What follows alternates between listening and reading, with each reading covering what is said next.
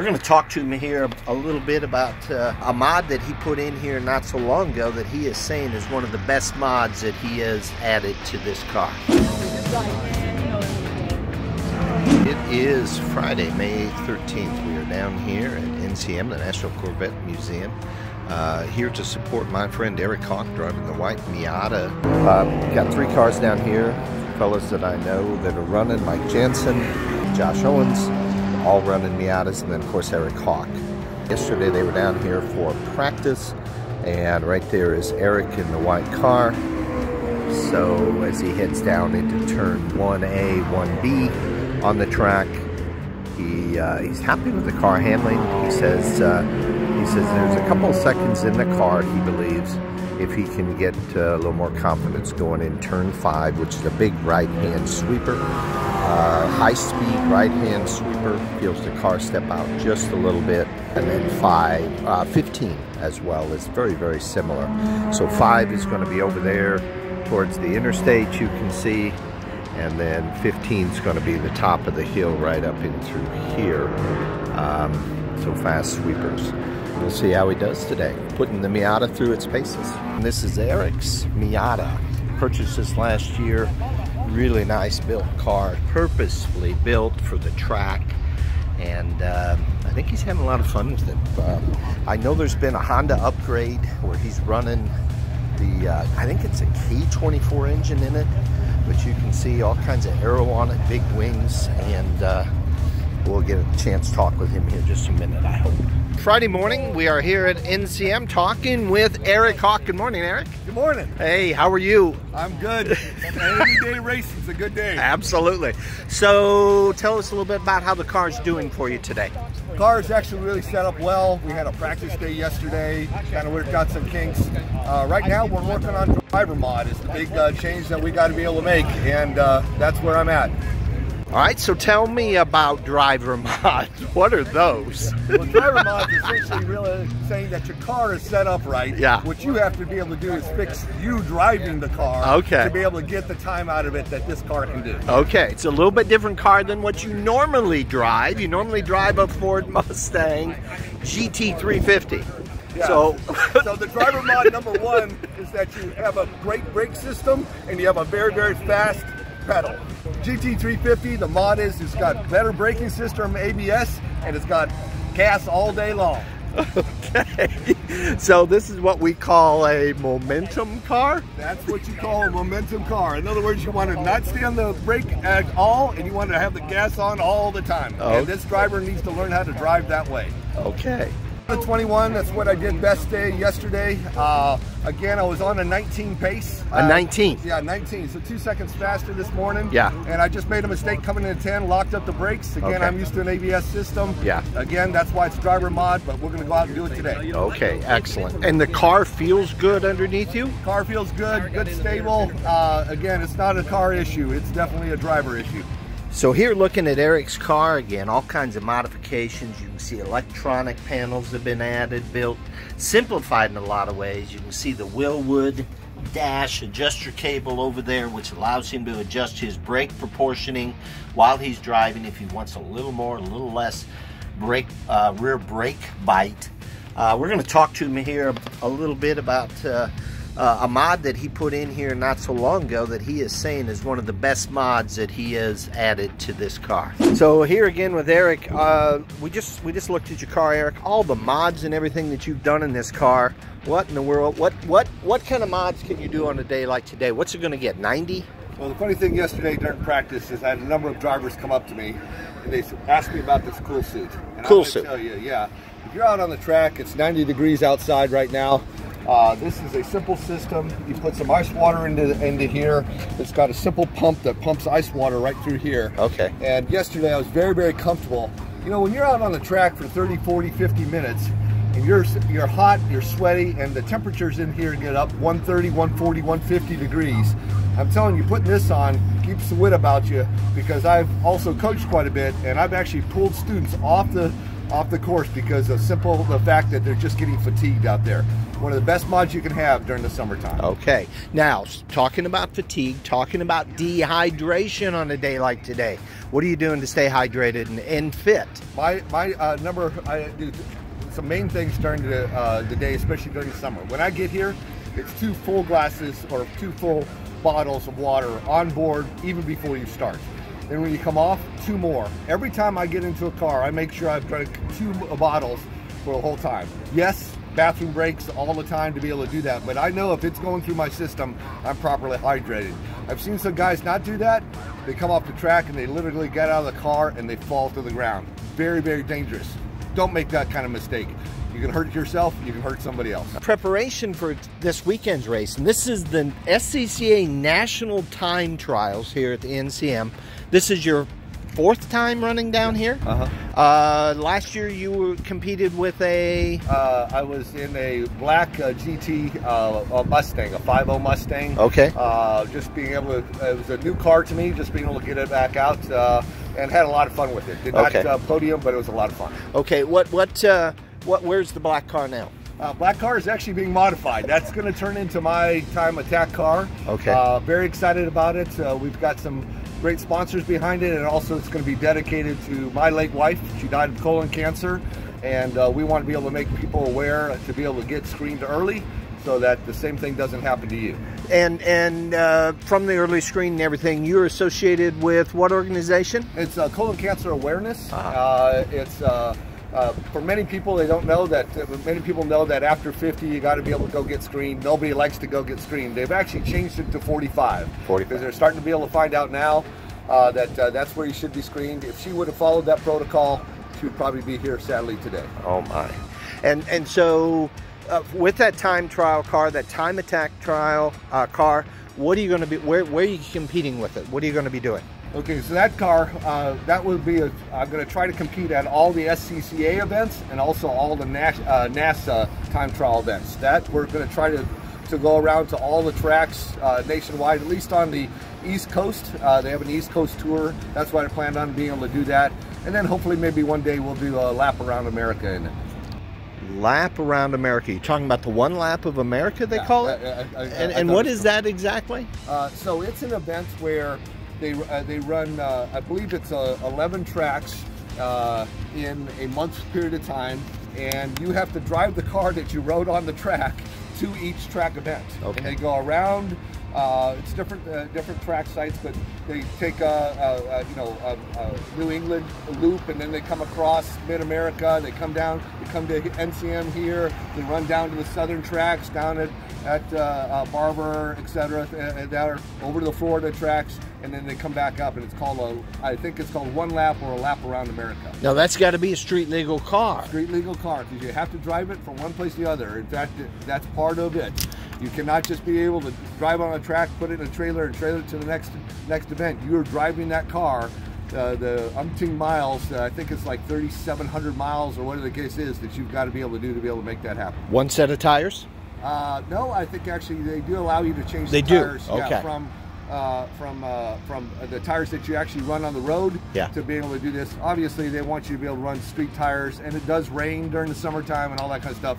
Safety is always paramount when you're auto racing. So, weather's hot. Is this the first event of the year for you? First time you've been on the track? Well, we had one event about a month ago, and springtime here in the Kentucky area, it just seems to be this. The last event we were at, highs were in the 40s. Yeah. We had a sleet, icy snow type event. Very, very different. Hard to prep your car for that because it's a very, very different event.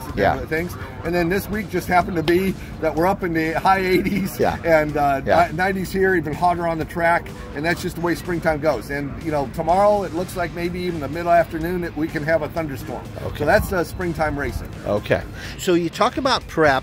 And when you come to an event like this, you got a lot of money invested, a lot of time invested. You want to run laps. So how do you get prepped? How do you get ready? What do you do to get ready to come to an event like this? Well, there's the mental aspect and the car aspect. So I'm going to do the car aspect first. And really this is kind of 101 when we're instructing that we always try to be able to do. First thing you want to be able to do is make sure your wheels are on we go ahead and use a torque wrench to be able to make sure that they're all torqued to spec, so that you'll check every one of your wheels. You'll go around to be able to have that done. Next thing you want to be able to do is you're going to go ahead and make sure all your oils and your fluid levels are high, right where they're supposed to be able to be, that you have no leaks, you have no physical leaks. Big thing is... Speaking of fluid, what do you run for brake fluid? I mean, is this just an off-the-shelf AutoZone brake fluid? I highly recommend, no, this is high temperature stuff. So you're either running a 4 or a 5. I would go what your racing manufacturer specs for your car to be able to do it. We usually use 5 here, just because our brake temperatures are often over 1100. So in addition to making sure that your brakes are topped off fluid-wise and everything, talk a little bit about pad selections and what you do there. How do you know which brake pad to put on this car? Okay, well, the interesting thing is there's a wealth of knowledge out there on Google. To be honest with you, join your race forums, whether it's in Facebook or your forums that are out there. There are other guys that do this, and I am a strong believer in getting advice. Okay, so get advice to be able to do that. In general, your brakes pads are different, very different than what you're going to be able to street-wise. They will brake better when they're very, very hot.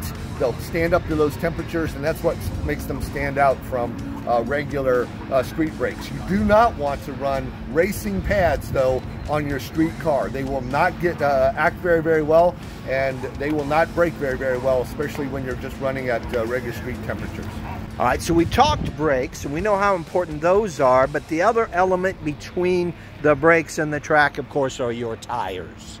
What do you run for a tire on this car? Okay, so on a tire on this car, we're running Nancos. They're a 200 tread wear.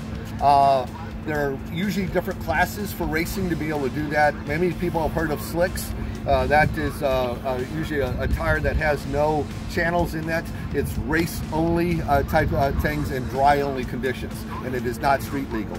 This class for this car is still a street legal class. That means we have a 200 tire wear or better. Most cars, passenger cars or coupe cars are 200, 300 tire wear, because the lower the number, the faster the tire. It's more grippy, but actually the less life you'll get out of them. We talked brakes, we talked tires, now let's talk safety, all right? I know there's several mandates from the SCCA that you have to follow, and there's just some good common sense. You've been doing this a long time. So what are the safety elements on this car? So SCCA has many classes. Normally, if you have bought a car, production car, and you have done nothing to it, they'll have a class separated for that. So there's no special safety, but you need to run your ABS. You need to be able to have all of your airbags on, all those kinds of things, and that's safety enough at the speeds at them. The upper classes, what they'll do is they'll start to be able to make you have things that are more safe. Usually a good roll bar, full roll system. This is a cage system that we have here. You'll see that this gives extra protection with this. Then also what you'll notice is that we have a racing seat. Those are made specially so that in a high pressure or contact situation that they'll hold up and be able to keep the driver safely secure. We use a 5-point or a 6-point harness. And what that simply means is that it's going to come over your shoulders into your Hans device. So that it doesn't allow your neck to be snapped or come apart upon any kind of collision. It comes through, and it actually comes across your belt here, and then comes through and locks through your groin area. So those belts connect or lap over your Hans device. Can you show us a little bit of your Hans device? And again, remind us what in the world it does. So here's a Hans device. The lap belt actually comes across down through here and holds that there. What you'll see is that there's it's been strapped, and this is customized to the actual driver of the car. So this is mine here, and what this does is when the safety belts are locked in, it does not allow my head to rotate any more than this before it's actually supported and the whole helmet catches it.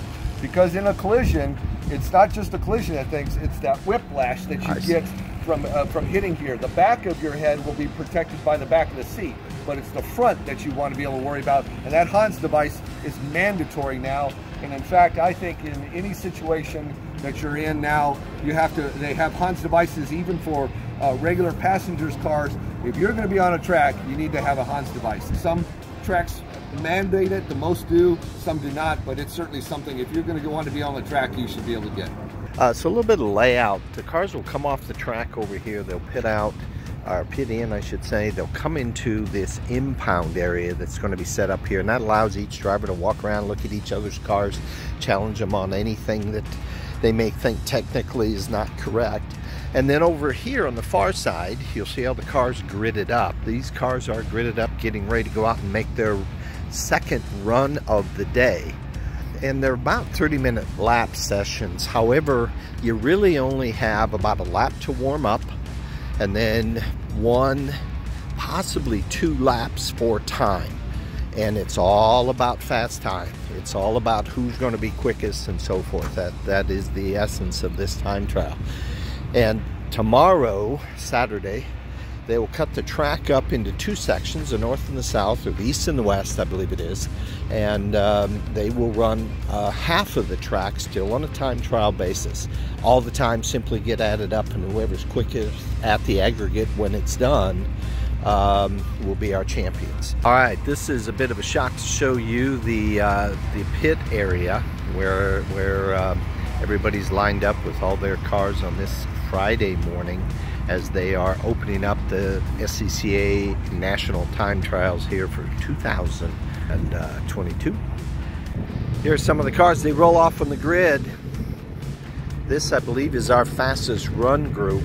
All kinds of Porsches and of course Corvettes, and there's a Supra rolling out there. Right there, the dark gray Supra rolling offline.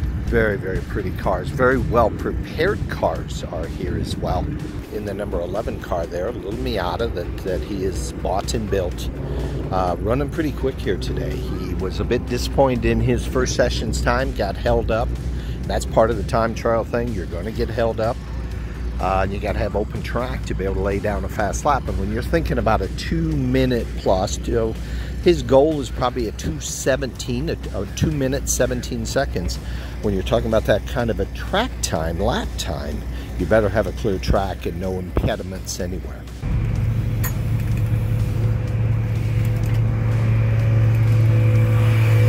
All right, Eric has just finished up his second session of the day. Cool suit. First off, how'd the cool suit work? How's that feel? That's nice. Yeah, it stays nice and cool. Stays nice and cool. Okay. Yeah, absolutely. So what'd you think of that run? Second session of the day, right? Second session. To be honest with you, I haven't looked over the data yet. I felt like it was the best driving I've done today. Okay. But I will tell you, it was soft. Tires were soft. So I don't know if it's going to turn out on time, but I'm definitely starting to be able to get used to no nannies, and my brake performance was better. I was diving in deeper without locking them up. I'm challenging myself, so I don't know what the data is going to feel, but I feel pretty good about my driving this last session. So you talked about soft tires. What the heck does that mean? Soft tires, what I meant was greasy, probably is a better word for it, is that essentially what was happening is because they heat up so quickly, they just give way. They don't have that sharp crispness to them, so you have a tendency to just drift out more, which makes it very hard to be able to keep time down because you're missing apexes coming in a little hot, and you're not able to to grip, where before this morning we had better grip. Again, driver mod has to adjust. That's all on me. And balance of the car? Balance of the car is good. The back end likes to move, but I like a car that does move. It's more like my Mustang that way. The biggest thing for me to be able to change from a high horsepower car to this is that in a high horsepower car, you trail brake all the way in, really almost to that apex, and then you're on gas hard when you come out. But even you dial that gas in. Here, actually pre-apex, I've got to come off the brake, settle the car, and go back into on the gas to be able to keep the momentum. Momentum cars are very different, and I'm learning how to make that change. So the apex, of course, the closest to the corner, when that perfect setup for you, right? Apex is the part of the corner where and it may not necessarily be central to the corner, but it's the corner, part of the corner that you want to be able to have your car right next to have the optimum line for carrying the most speed through that corner. Okay. So it can be in front, it can be in the middle, or it can be late in the corner, but you want to set up your turns to be able so that you touch that apex as you're coming back out. Yeah, and you also said no nannies. What in the world does that mean? Okay, so many of the cars are, and I love them, to be honest with you. GT350 has a lot, but traction control, ABS, a steering control, inputs, things like that. It lets the car not, you don't do jerky things to it and pay the price by spinning your car or getting it out of control. It helps you control that car and makes your inputs less, I don't want to say less responsive, but less consequential to what they could be. And this is a 1990 Miata. The reason I went to it, frankly, is because this is how drivers really learn how to drive. There is no ABS, there is no anything. You got to be able to threshold brake, back off, go hard, be able to hit that brake hard, but be able to back it off just enough and trail brake in that you don't lock up those tires. So a momentum car, you're going to jump back into your GT50, you're going to jump back into your GT350. The momentum car's teaching you what? What it teaches me is to be able to be a better driver and to learn how to trust and maneuver a car out there without having to be able to nannies. Nannies allow a person to be able to get away with things in a car that's non-optimal to being able to drive your best. What I'm learning now is to be able to now come on my gas earlier. Now maybe not as early as a momentum car, but now I'm going to trust that the car is going to be able to be there. I'm going to be able to brake better because ABS braking is awesome, but it's not as good as a human that really knows how to be able to run those brakes. So it's all those kinds of things. Nannies allow you to jump up real quickly, but they cap you. And this way, I will learn how to be able to drive better. And then when I go back to the other cars, I should be a much better driver. Obsession 2, we'll see what the data says. It feels like you're getting a little bit quicker, even though the track is getting a little bit greasier. As it gets hotter, it's going to get more slick. So what you plan for today, you're here tomorrow, you're here on Sunday, and correct me if I'm wrong, one set of tires the entire weekend. That's right, it's one set of tires, and it's 3 days. So the things that you want to be able to do is this is where some strategy comes into. What's the benefit of going out? It'll be another 10, 15 degrees hotter. That's tires in the greasiness feel. The chances of you posting a better time is not going to be significant. I'll probably stop today. The other thing is that you want your car to be able to go all 3 days. Okay, so you run extra, extra heat makes extra work on everything, taxes everything. Tomorrow we have sprints. You want to be able to make it through those. That's going to be a day, and then bring it on Sunday, and that's where you leave it all on the track. And you want to be able to make sure you have a car that's functioning and tires that are functioning. So I'm going to probably elect not to go out again. I felt good, even what the data was. I thought I drove well. And on a positive note, go out there and make sure that you can come back tomorrow knowing that you'd be able to do better. All right, super. Thank you.